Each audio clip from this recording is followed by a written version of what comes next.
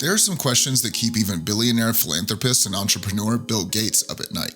Will there be another pandemic? Are global tensions going to reach a boiling point, sparking a global war? What would push us to that precipice? While Gates, a father of three, is optimistic about things like AI and eradicating deadly diseases like polio, he remains concerned about either a widespread war or another pandemic.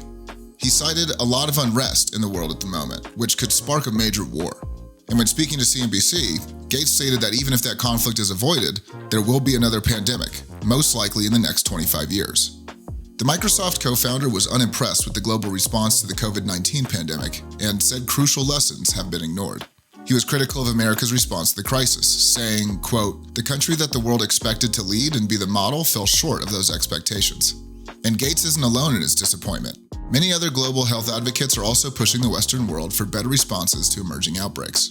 One epidemiology professor said, "In the West, we only really get interested in a disease when it starts directly threatening us. The problem is that so many of these diseases could have been prevented from spreading if the countries on the ground had had the resources." And the World Health Organization shared similar concerns. Earlier this year, the WHO issued a warning about the spread of the influenza virus through cattle, birds, and humans, and urged nations to work together to be better prepared for a pandemic.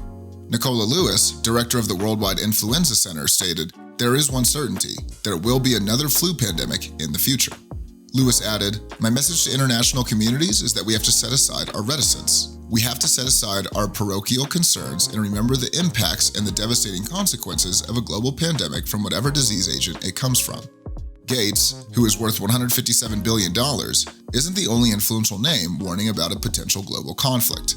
Last year, JP Morgan Chase CEO Jamie Dimon shared his thoughts about global tensions with CNBC TV 18. I think the geopolitical situation is the thing that most concerns me, and we don't know the effect of that in the economy.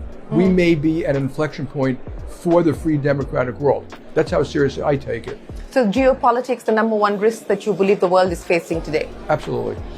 We've dealt with inflation before, we've dealt with deficits before, we've dealt with recessions before. We haven't really seen something like this pretty much since World War II.